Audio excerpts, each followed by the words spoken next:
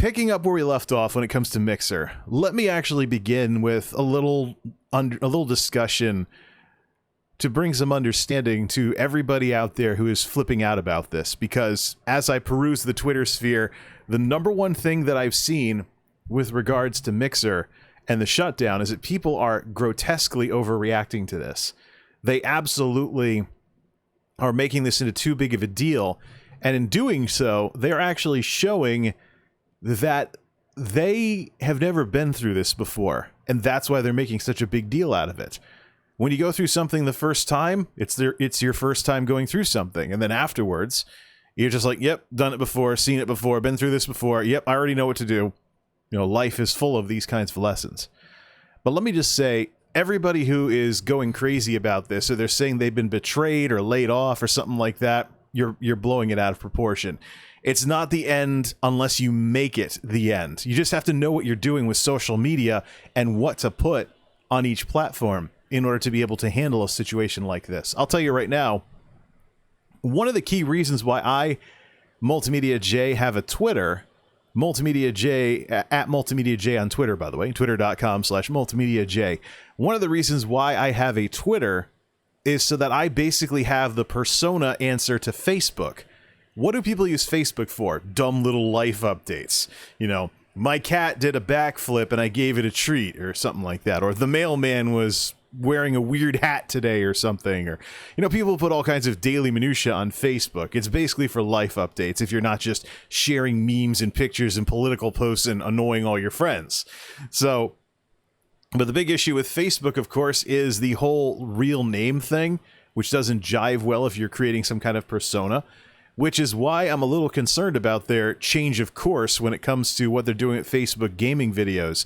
Because the whole gaming video creator thing is basically allowing people to have personas on Facebook. It totally flies in the face of what Facebook has traditionally been known for. But hey, you know, if there's a lucrative industry to get into when it comes to live streaming, then why not?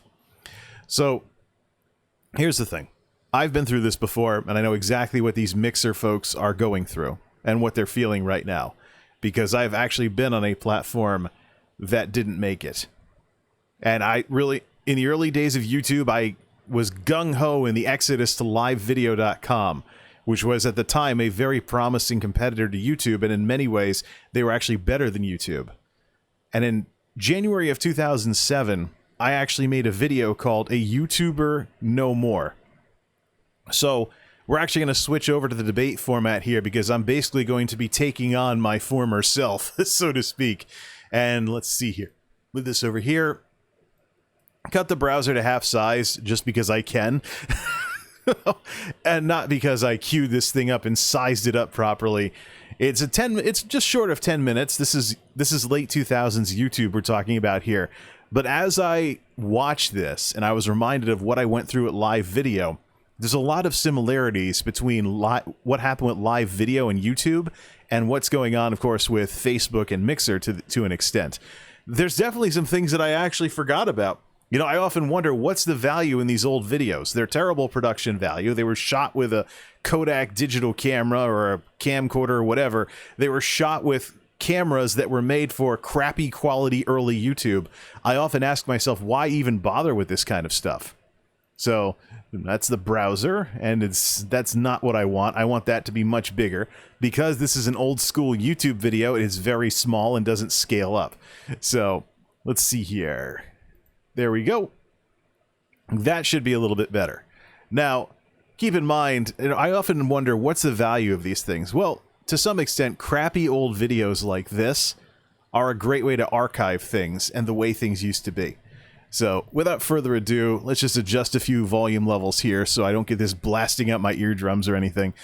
And then let's see what we've got to play with here. All right, this is A YouTuber No More from January of 2007. Tuesday, January 16th, 2007, to be exact. So 2006 was my inaugural year on YouTube. I made some instructional series videos about tech and multimedia, and I really established what the channel is supposed to be about.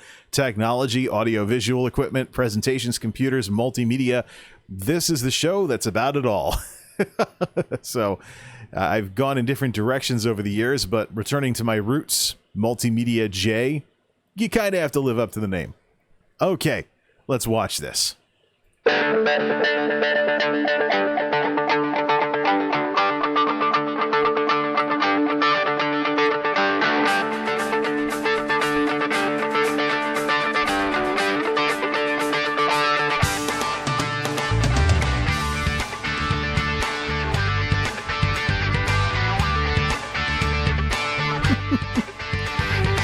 Oh, this cinematic intro. I remember all this.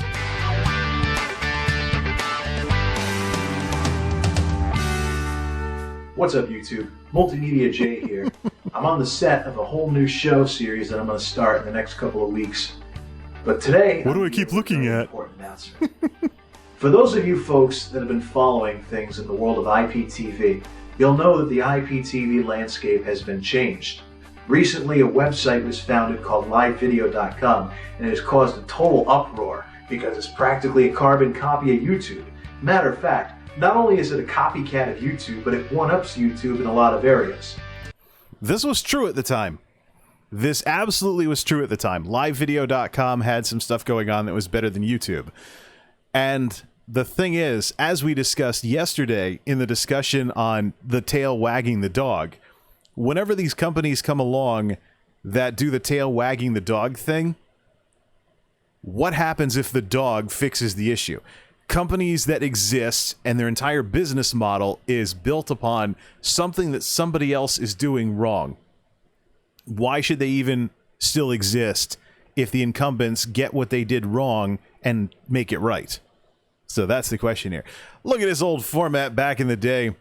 But sadly, even this was better than what a lot of folks are doing with vlogging. You can imagine a crappy camera and just being like, hey, YouTube, blah, blah, blah, blah, blah, blah, blah, blah, blah, blah, blah, blah, blah, and stuff like that. So just having any kind of rule of thirds or any kind of production value at all put you ahead of the pack back then. And the thing is, I talked about, oh, this is the set of something. I don't even remember what I was doing. I don't even remember what the name of the show was going to be or what it was going to be about. I think I was trying to do some kind of parody of Masterpiece Theater, hence the whole book and the fake candle. By the way, that's an incandescent bulb. This is before CFs and LEDs really took accent lighting to a whole new level. So yeah, we're talking late 2000s here. It was always interesting, though, how this camera would always be affected by like the starburst effect from light sources like this. There is no comparison right now. Live video is very clearly the technologically superior video site. Actually, no, there's the remote control that I've got over there. So this is my Canon Allura. I was recording this to DV tape. Woo! And then I had to hook it up to the computer with a FireWire cable. And the computer would actually rewind and fast forward the tape to record everything. Those were the days, man. But this is before flash memory became as established of a technology that it is today. So videos have higher resolution. You get stereo sound. You get a personalized layout similar to MySpace on the page. You want to see a good example, go to Live Video and look up William Shatner's Shatner vision that he's got going on. Yeah, so the technical advantages of LiveVideo.com back in the early days of YouTube. YouTube had mono sound, Live Video had stereo sound. There's a 10-minute limit on YouTube back then, unless you're in the director's program, something I completely forgot about, a forerunner to the partner program and all the monetization that has come out since then. But LiveVideo.com had a lot of stuff that was better than you. Even to this day, I still have problems saying .com and stuff without being really, really sarcastic about it. But yes, LiveVideo.com had stuff going that YouTube didn't. But when YouTube fixed these problems, what was the point of going to live video? There were other problems with the platform as well. And also, this is one of the historical parallels right there. I mentioned William Shatner with Shatner Vision. Yes, William Shatner got into the whole video thing on LiveVideo.com.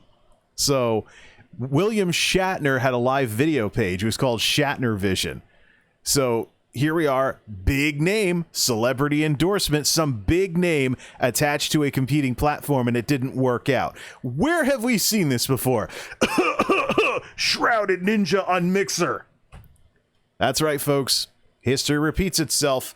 When you've been around this stuff long enough, you eventually see history repeating itself, and you can just call it out so that you can spoil the surprise and people don't have to be razzle-dazzled by it as much. Unless you're doing it like me on a bump on a log Twitch stream at 2:21 in the morning Eastern time. Whatever. That's pretty cool. Can't do that on YouTube. There's only one layout. Plus, the way things run right now, I don't think they'd want to implement that stuff anytime soon. Oh, I forgot about that. Yes, there was only one layout on YouTube, whereas you had MySpace-style customization of your channel page. Well, there was some customization on YouTube Profiles 1.0, the original version of that, but there was a lot more custom graphics that were available. YouTube eventually allowed custom graphics, then took them all away. With the YouTube 1 channel and Cosmic Panda, it was the slow eventual death of custom graphics. So there once was a time when your YouTube page rivaled having a personal web page with the kind of customizability that used to exist on the platform. But I guess for server space or whatnot, they standardized everything. So you get a personal banner and that's basically it. So yes, times change. It is interesting to remember though that YouTube kind of moved forward with that stuff and they dialed it back. Then again, I mentioned MySpace because MySpace was still a thing back when this video was current in 2007. But MySpace was a great way of seeing just how awful you were at designing something. So many people with what I called colorblind MySpace pages. Just colors going every which way and not knowing anything about presentations and doing color combos that just attacked your eyes. It was really horrible stuff. So yeah, the MySpace reference totally dates this video. And lastly, the biggest reason why I've signed up over there and I'm going to make stuff for that site is because you get the equivalent of a YouTube director's account just for signing up. This is huge. The Director program was the forerunner of the Partner program over on YouTube. Director, if you were established enough on YouTube, and here's the similarities to Facebook gaming, which is why I can say very confidently that Facebook is going to be repeating some of the mistakes of, Facebook gaming is going to repeat some of the mistakes of early YouTube back in those days, because YouTube was two-tiered. If you became established enough, you could become a director, and then you wouldn't have to worry about the 10-minute limit and stuff like that. But it was a program only for the elite few. So director versus non-director created a two-tiered system where technical features were held behind a wall that you had to get to in order to access them. Whoa, indigestion, baby. Wow. Yeah, again, the whole don't eat too soon before you go live. But don't stream while you're hungry. Anyways, don't be hungry, eat a Snickers. Hashtag ad. No, just kidding. This is not sponsored. Anyways, I gotta lay off the sugar anyways. Sugar does not go well with this kind of stuff. So, yeah, right. Once upon a time, see, nowadays, it's monetization that is behind the special program. But with early YouTube, there was technical features that you would not have access to unless you were in the Director program. So that's why I'm very concerned that, number one, Facebook's rosy numbers are inflated and not accurate. And also, this is going to turn into a net negative for Facebook gaming as a video platform. That's why I'm saying some of the stuff that I'm saying about Facebook nowadays. Let's continue. No length limit. No more of this obnoxious having to keep that 10-minute thing in the back of your head the whole time you're recording. It's 100 megabytes. Of course, you're an encoding genius that knows your encoding formats. You can encode and not be too limited by this. So yeah, the 10-minute limit. The limits in general were originally put in on YouTube as a copyright thing to keep people from uploading TV shows before they had things like Content ID and some other stuff. But it was also a massive, massive hamper to creativity. The length of this video is 9:56 because you had to be very, very good, especially unless you had a timer going when you were recording or a clock that you could look at. You had to be very, very good at knowing when you were hitting the 10-minute limit. Because otherwise, in the case of vlogs like this, where you do one big long take, you either cut stuff out and you add in jump cuts, or you have to re-record the whole thing over and over again. In a sense, despite being simpler, vlogs were often harder to put together than more technically involved videos. By the way, the background music is royalty-free stuff. Sounds kind of like U2, but it was actually from the Smart Sound library. So, back in my heyday of using royalty-free music. So, it's the equivalent of a YouTube director's account. I've heard all of the arguments in defense of YouTube, and not one of them hold any water. Not one. Let me rattle them off. First, everyone who's exodusing over to live video is going to bring YouTube's problems with them. No, that's false. You probably hear that today when you talk about leaving Twitch to go to other streaming platforms and stuff like that. But that was a thing back in the days with live video and YouTube as well. Live video, people said that all these people going over to live video were just going to bring YouTube's problems with them, and they're basically going to turn live video into another YouTube.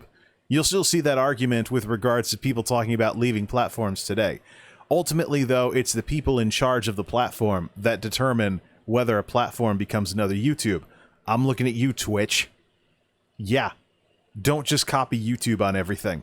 Any YouTube veteran will be able to tell you why. It's a very different system. The comment system is simplified, and basically, instead of having stars, they have hits or misses, and the only thing that's kept track of is hit votes. So you can only get positive remarks. It's not like these morons going on there and just one-starring everything just to be a jerk, like hotornot.com, going on there and lowering everybody down by giving them all ones, even if they're knockouts. I did that when I was in college just to be a jerk, but then I decided to be a nice guy and start giving everybody tens. Anyways. Hotornot.com, ladies and gentlemen, that's how you know that somebody was doing something back in the early 2000s. Anyways, yes. That was actually a thing at the time, and that's a lesson that YouTube has never really learned, is if you give people a weapon to attack others via things like dislikes and stuff like that, they're going to use it, and you're going to completely take away the credibility of the entire system. So, yeah, to see live video doing hits or misses, but only the hits really counted for anything, was basically a breath of fresh air. Because just like with the people nowadays with the thumbs downs and everything, there were people over on YouTube that were one-starring everything just to be a jerk. And pretty much, if you ever got in an argument with another YouTuber back then, you could count on mysterious one-star ratings suddenly showing up on all your videos that weren't getting any ratings beforehand. So that's how you knew you made someone mad and they were one-starring all your videos and stuff. Yeah, that's the thing. The like-dislike system over there is based on fickle emotions. So it often doesn't mean that your content sucked. It could just mean that you ticked somebody off. We continue. So, the problems on YouTube aren't going to go over there. There might be some issues with servers and whatnot, and there might be some issues with capacity, and all the various server-related issues that we see here on YouTube might start appearing over there as they grow. But all things considered, if YouTube doesn't change, even if live video is a complete clone of YouTube, problems and all, it's still going to be a technologically superior product because of what it offers that YouTube doesn't. And that's the thing. That was the draw. The tail was wagging the dog. LiveVideo.com had features that YouTube did not. Until YouTube had those features. The next thing that people have been talking about is establishing a duopoly of two different sites, like Coke and Pepsi, two different sodas. That's moot. There are already unified players out there, where like Democracy Player. Democracy Player has a YouTube search feature built in. It's a podcatcher program that looks for video podcasts on the web. You can subscribe to podcasts with it. But it's open source, and they also integrated a feature where you can look up YouTube users and subscribe to YouTube movies like they were podcasts. The only difference is instead of using the Internet Explorer cache for the Flash files, it uses the Democracy Player cache and puts an expiration date on the file. So you can't do any of the community stuff like rate, post comments, send messages, or anything. You have to go to the real YouTube for that. But it is a video player, and it does work with YouTube, and being open source, I don't think it's going to be that long, considering live video's current growth, before live video support is in there as well. I'll double check when I finish this video, see if it's there yet. So Democracy Player is the forerunner of Miro. It's the old forerunner of Miro, but this really speaks to an ongoing problem on YouTube nowadays, is just how proprietary the system is. And the fact that the podcasting world had already figured out how to get around a lot of the issues on YouTube with things like, for example, RSS. You know, I've been saying for years that YouTube needs to get rid of the subscriber system and replace it with industry standard RSS, but I knew they'd never do it because YouTube would basically lose control over whatever proprietary stuff they could have. Lo and behold, nowadays, you have an environment on YouTube with algorithms that can shut you off if you post the wrong thing or something like that. Just technology run amok. And it's all proprietary, and it's all stuff that YouTube can hold on to. I think the RSS support that might have previously existed for YouTube channels has now been completely broken. There's more than enough apps out there and stuff like that for direct control of YouTube and stuff like that these days. So the whole idea of third-party apps, not so much of a thing. In today's world, though, I do think that the Twitch desktop app allows for a nice, convenient one-click way when sitting at a computer to pop something open, see who's online, then just close it if you're not interested in watching anybody. So I really think there should be more of that on YouTube as well as Facebook gaming. And I think that's a technological advantage for Twitch, that even though you don't have BTTV and you don't see all the emotes in the chat, the ability to quickly see if someone's streaming and then just tune in with some kind of dedicated app that you can pop open via a quick launch thing on your start menu or your taskbar in Windows, I think that's actually something that more platforms should support. But really, yeah, what's missing is an easy way to check other platforms and see if anybody you want to watch is broadcasting. Something that Facebook and YouTube may have to reconsider in today's world. None of the arguments hold any water. I mean, the problems may go over there, but problems and all, if they become a clone of YouTube, even if they become just as broken, you're still getting more. That being said, I don't think YouTube's really going to be on its way out. No. This is a market we're talking about here. As people pursue Adam Smith's invisible hand, so to speak, the invisible hand that guides customers to what they want and the products they want to buy and the services they want to utilize. As that visible hand does its work, YouTube faces two choices: adapt and change to meet this new IPTV landscape, or become second rate, because right now they are. And they did. And this is one of the reasons why YouTube came roaring back to crush all of these competitors. Because all of these tail wag the dog competitors had something that YouTube didn't until YouTube had it. Whether it was Rever with ad revenue sharing or LiveVideo with superior technology or something like that, YouTube changed their platform eventually to defeat the purpose of these sites even existing. So, yeah. And by the way, notice how I just watched all of this. This is a vlog that I did from 2007, and I was just listening to it while I went looking for this lip balm. Burt's Bees, baby! I keep underestimating exactly how effective my air conditioner is at dropping the humidity 20 points. It is now 45% in here. It's getting into dry territory like wintertime or something. Still 73 on the heat side of things, though, so it feels a lot better in here than it did when I got home.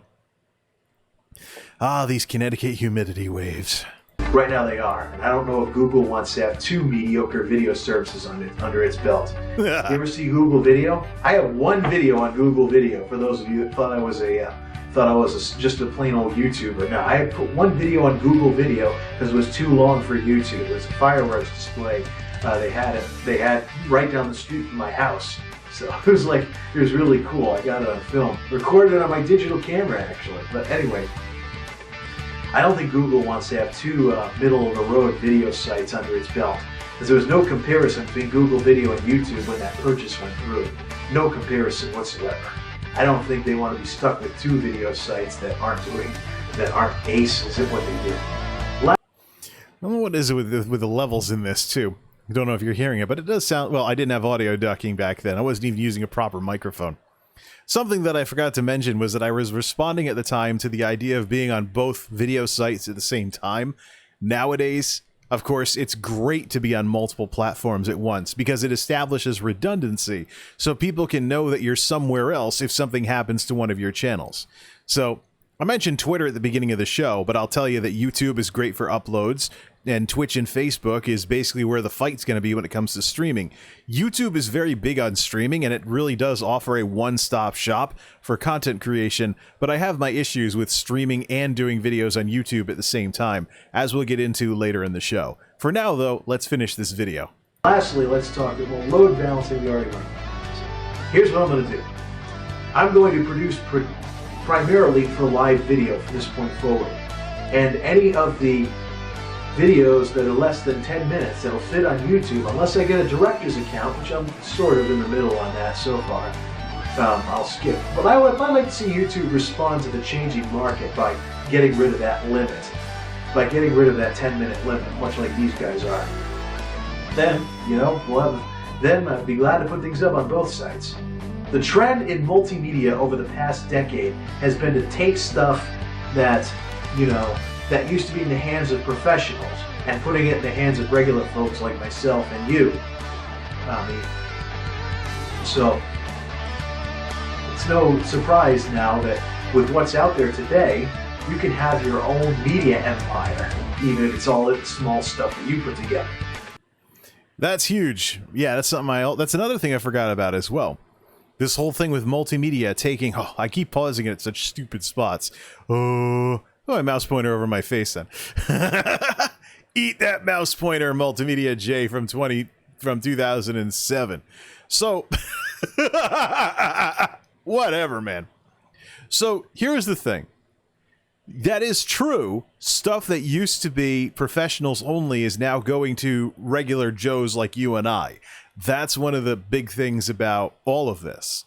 So, nowadays, with the whole multi-streaming discussion and whether or not you should multi-stream across platforms that support this kind of stuff, that's basically syndication and all the arguments pro-con syndicating your content going around. And also, same thing with what some call recycled content.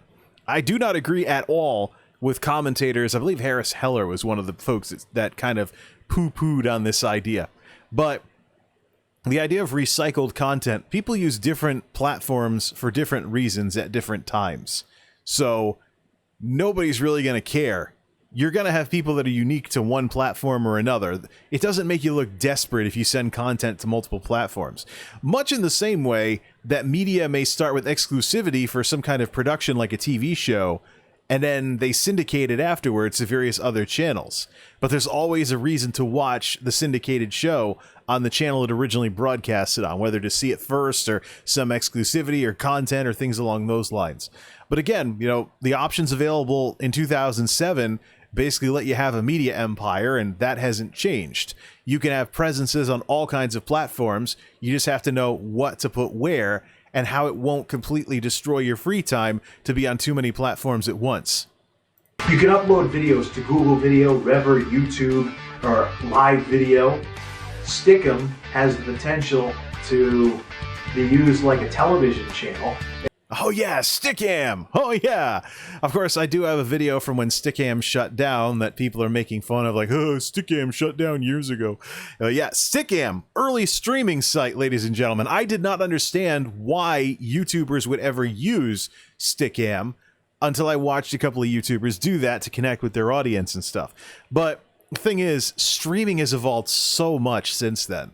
Streaming now makes a lot more sense, as opposed to mugshot of someone sitting in front of their webcam and looking like they're talking to themselves because they're responding to chat without saying that it's from chat. So if you watch an old stream or a really old stream from back in those days, you'll see just how stupid it looks. But this is, again, just like on YouTube, where content wasn't what drove everything for the first chunk of YouTube's existence. Just like on YouTube, where content wasn't what drove things. Same thing with early live streaming. When people are over on Stickam and it looked stupid, it's because the value came from being there at the live event, in the chat, talking with people. So a lot of streaming nowadays has picked up where that left off. But if you're a bump on a log like I am on Twitch, using a stream to make YouTube content is also a pretty viable way to not feel like you wasted your time. It's just a matter of when the algorithms are going to pass this stuff around properly. You can run your own television channel and stick them with the right video capture set up on your computer. You can use your own stuff, your own playlists, your own content. You know, I'm wondering if anyone's interested in trying that. I don't have the materials to do it, but I'm sure I could pull it off if I had an extra computer around. Use it as a content server. If only I had an extra computer around. That's how you know it's 2007. You know, I guess that with my computer situation now in 2020 with Delosaurus Rex, Tuxedo, Silver Bullet, I have other computers that I could use for stuff like that. Just because I've been building systems longer and I've been doing some other computer curiosities like retail conversions and the like. But yes, that's how you know it was 2007. Oh, maybe one of these years I'll get an extra computer. The things that have changed since those days, man. 2007, baby. And actually, this is pre-financial crisis as well. So the kind of the heyday of the mid-2000s and the reason why people are fond of the early and mid-2000s was still very much in play here for us millennials getting out on our own back then, before everything crashed and we got smacked by the Great Recession. But that's another discussion entirely. Go take a look. Stick'em's got the potential if you have a good video capture card in your computer. Make your own TV channel on your own network. So... I have to double check on that. Anyways, last point. I think the people that are closing their accounts and going over to LiveVideo to be on one side or the other are morons. I mean, YouTube just can't sit. It's extra work that you don't need to do. I don't need to close my account because if YouTube kicks the bucket because they won't adapt, then my account will wind up closed anyways. So why should I bother? Rather, I would like to continue posting comments on videos, interacting with people that are YouTube only, and the biggest reason, the vlog on my channel page. The vlog.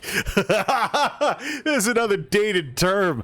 You know, I actually had a manager at the 9 to 5 who knew about my YouTube channel. Talked to me one day. He's like, "Hey man, are you still making vlogs on YouTube?" And I'm like, that's the voice of a guy who doesn't do anything on YouTube. Because people on YouTube haven't called them vlogs in a very long time. And in my case, 2007. Featured videos on YouTube that I think are cool, that is going to keep right on going. See, yeah, that's an old thing from back in the day. Your YouTube channel, and this is one of the ways in which there used to be more of a community over on YouTube. Your YouTube channel used to have a video blogging feature or vlog. So, but you could put anything in there. You could do little write-ups on various YouTube videos and talk about other people's content. That lives on today via my desperately in need of renovation blog, MultimediaJay, A Geek's Perspective, multimediajay.wordpress.com. So, I still got to fix that thing. But yeah, the concentrated coolness of my blog is, other than little write-ups I do here and there, is also to, embed a video and then talk about it. It's basically the best way to do React content, because if somebody wants to abuse the copyright system, they can't really DMCA your YouTube video if there's no YouTube video and you're just talking through text. Like, oh, here's this video I watched and here's what I think about it in a blog entry. So, and you're embedding it. You're using a completely allowable way of embedding content in order to put stuff over on your blog post. So, yeah, vlog. It's sad that I can say that there's a guy who isn't very into technology that I've talked to sometime in the last 5 years that approached me and asked me if I was making vlogs on YouTube. I wonder if he was watching in 2007. No, impossible. He couldn't have been watching back then. He didn't even come to the company until 2008. So, yeah. Because I'm not going to stop coming to YouTube, not by any stretch of the imagination. Might be one of a couple of sites that I look at, but there you go. That's where I stand. For 2007, I'm going to produce primarily for LiveVideo. Anything under 10 minutes will go to YouTube, and hopefully YouTube will see this stuff going on, and they will adapt and change to meet the new market. If they do, I'd be more than happy to post to both sites at once. For the time being, it's been fun, YouTubers. I'm heading over to LiveVideo, and this channel will be a mirror of what's going on over there. So, in the show notes, I'm going to post a link to, in the show notes, what site is it? I'm going to post a link to the new LiveVideo thing. And then the first thing I do for LiveVideo is going to have a link back here. And I don't know what I'm going to do from that point forward. So, until next time, this is MultimediaJay reminding you, Keep your eyes, ears, and your mind open. Because a lot of the one-sided partisanship like this YouTube versus live video debate is outright moot. Never be afraid of third-party solutions to arguing back to two-party arguments. This sounds like Washington. Okay, enough from me. MultimediaJay out. Oh, man. And thus ends my days as a YouTuber, having moved up into the world of full-blown IPTV and syndication. I am off to live video, and to those who give a darn, see you on the other side. And yeah, there was a livevideo.com/multimediajay. Dead link, dead website, dead everything.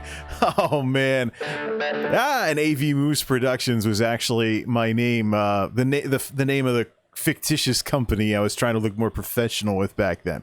Moose. Yeah, there was a companion video actually over on live video at the time, and that's actually one of the reasons why I seriously need to consider taking my Daily Motion channel, which I know won't have any discoverability because of what Vivendi does, and turning it into an archive of all my old videos, because as cringy as they are in today's context, it's always good to just see where you've come from. And in some cases, be reminded of some things that you forgot, like some of the details that I remembered by watching this old video. So, now to answer the huge question in the final part of this segment for the folks who may have been burned by the whole Mixer thing. Why am I doing this? This show is called Life After Mixer. Why did we just spend the first sizable chunk of the show prior to taking an intermission looking at an old video from 2007? Because it wasn't the case that things were shutting down. I was part of an exodus to livevideo.com back then. I was like, oh yeah, I'm getting out of YouTube, man. I'm leaving YouTube. It's going to be so much fun. And for a while it was. But live video eventually lost its competitive edge when YouTube fixed the problems that live video was originally a response to. So, live video, it's not even a thing anymore. The platform went bankrupt, and the parent company went bankrupt, and everything just went down for good. And that, ladies and gentlemen, is my experience with having one of my platforms removed on me. Fortunately, by the time live video shut down, I actually brought everything back to YouTube, and everything was going just fine, so I wasn't affected by that. However, I did feel kind of stung because I did have some content on live video that was exclusive to live video, and if I hadn't had the offline copies of it, I would have lost everything. So especially before live video went bankrupt, they were up and down, so the site would be down for 3 weeks, then up for 3 weeks, then down for 3 weeks. Really, really ugly stuff back then. But the thing is, I know what these Mixer people are feeling, because I've had a platform that I've been involved with get shut down before. And so what I did was I made sure to do some homework on what alternative platforms to YouTube would have the most staying power. I wouldn't go running off to an alternative platform to YouTube just because one of them got popular or a lot of people ran over there. I needed to find something that had some longevity to it. After I got stung by losing my presence on live video, I decided to go with Daily Motion based on traffic and commercial viability as a business. And to this day, dailymotion.com/multimediajay is a thing. Let me just verify that. I can't be just saying links like that. I think that works. dailymotion.com/multimediajay. I know I have links over on my YouTube channel as well, but that does work, right? They didn't wall me off even more because I'm UGC. Yeah, and I actually got into their Motion Maker partner program because they rolled it out to everybody, but I think there might still be some limits on there. Zoink Scoob, my old hidden episode of the Wacky World of MultimediaJay about the Wii U has 220 views on Daily Motion. That is huge, man. I would actually have to do that. I'm actually going to take a look at perhaps taking some of these Daily Motion videos and redoing the channel as an archive of all my old stuff. So just have to figure out what to do with the content that's currently on Daily Motion. And I think I'm mostly going to use the video descriptions to describe the context rather than changing the videos. But yeah, Daily Motion. So Daily Motion has been my alternate video site for many years now. I have not been stung by another live video event. And quite frankly, although there is a bit of an issue with the way that Vivendi runs the site these days. But the bottom line, folks, if you were involved on Mixer, now is the time to at least set up a Twitter so you can send updates off platform to your fans. And there can be some kind of presence where the people who want to follow your content can follow you. And if something happens to a platform, you can say what happened over on the other thing. Now, we're going to take an intermission here with some Annie Yvette's Red Line, and when we come back, NCS music provided by No Copyright Sounds, but that, of course, is in the profile on Twitch nowadays, and it will be in the YouTube video descriptions when this stuff goes to YouTube. So this is what we're going to do. So we just went over this video, and the lesson to the Mixer folks is don't give up. When we come back, we're going to be opening the browser proper, and we're going to be looking at some of the press releases and other stuff that have been going on regarding the Mixer shutdown. And then we're going to do a comparative discussion as to what could be next for Mixer streamers who feel like they've lost their home on the internet. It doesn't have to be as big or as bad as you think it is. And hey, life goes on, and quite frankly, in the end, the only one who can ever cancel you, despite what the cancel culture folks may say, is yourself.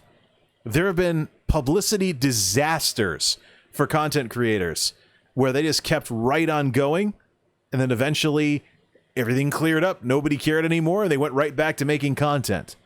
There is life after something like this, and we'll be talking about life after Mixer when we come back.